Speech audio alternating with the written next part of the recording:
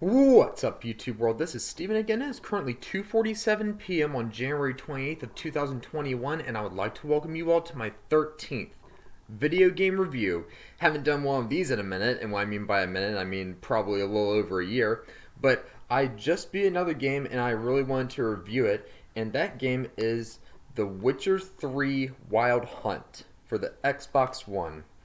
It says, this world does not need a hero, it needs a professional. Become a Witcher, one of the last monster slayers for hire. Track down the Child of Prophecy, a living weapon capable of untold destruction.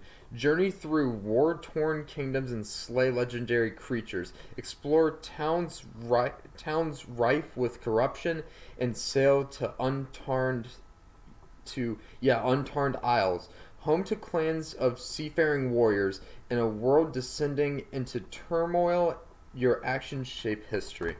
So basically, this is a video game about Geralt of Rivia, who is that guy right there, uh, on a quest to get back Cerelia, or as they call her in the video game, Ciri. Ciri.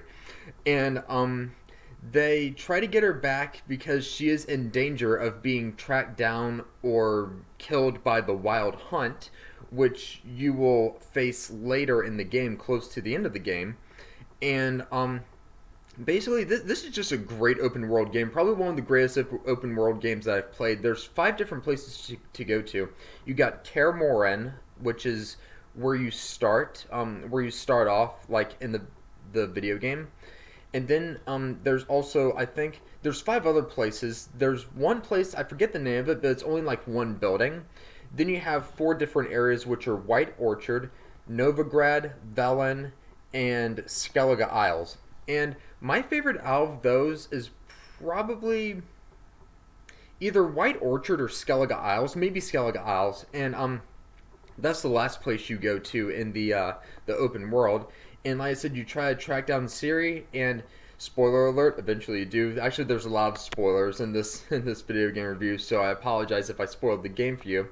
But yeah, you do a bunch of stuff pretty much. And there's a lot of main quests, side quests, contracts, and treasure hunts.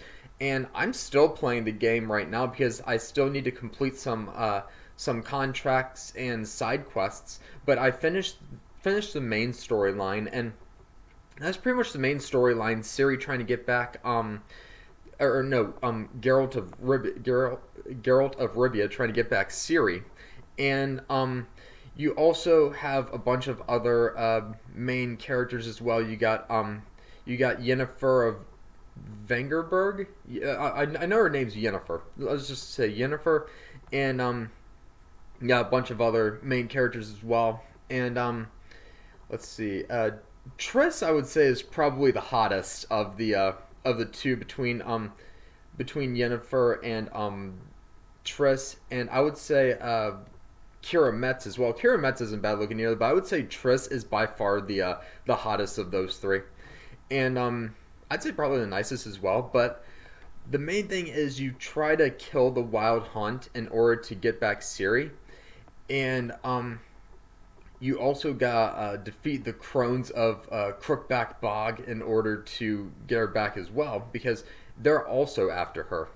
And the last part of it is you think the last part of it is you have a big battle against the Wild Hunt at Kaer Morhen, and then you think the game is over because Ciri is saved, and unfortunately, one of the people in Kaer Morhen dies in that battle. Spoiler alert as well.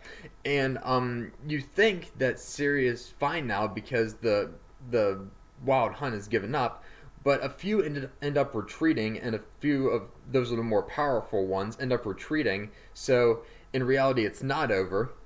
And then you go to battle those few people, including the crones of Crookback Bog, and you defeat 2 of the crones, but there's also one more left to kill.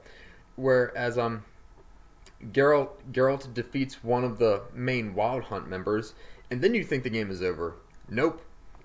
He goes to defeat another one. I keep forgetting the names. I think the last one he has to defeat is called Eredin.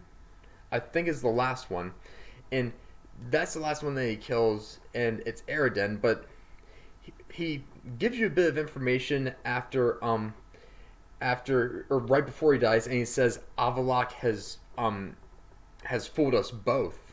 And what that means is Avallac'h, he's like an elf, I think. He takes Ciri to somewhere in the Skellige Isles, and either I don't know if he wants to kill her or what, but she ends up dying by going through this portal and going to like a an ice-ridden wasteland, and I guess freezes to death. It doesn't really show you, but yeah. Now Geralt is on a quest to get the final crone that has left and or that has fled from, I guess, battle, and then he kills that last crone, and then he eventually dies because all of these not wasteland, but like all these creatures come into the house that he gets Ciri's necklace back from the last crone, and all of those creatures made that house, and I'm assuming kill him. So I'm assuming this is the last video game of the Witcher series, and basically I loved it, honestly. I thought the graphics were great, amazing open world, really really large open world too, and it's just a great game overall. Really liked it. Really liked the battling and everything with all of those creatures, and just really bloody, really gory stuff that I absolutely love. And just a great game overall. I really enjoyed it. So on a scale of 1 to 5, 5 being the highest, The Witcher 3 Wild Hunt is getting a 5 from me. I absolutely enjoyed it. And if they have a fourth one coming out, I'm definitely going to buy it. But I really think it's going to end at 3 just because of Ciri dying and Geralt, I'm assuming, dying. And yeah, just really liked it. I got to look through my video games and see what other video games I can do a review to. But that was my video game review for today. The Witcher 3 Wild Hunt. If you liked what you saw in this video, please go ahead and give it a thumbs up, hit that subscribe button, and comment below. And I'll see you guys next time with another video. This is Steven signing out.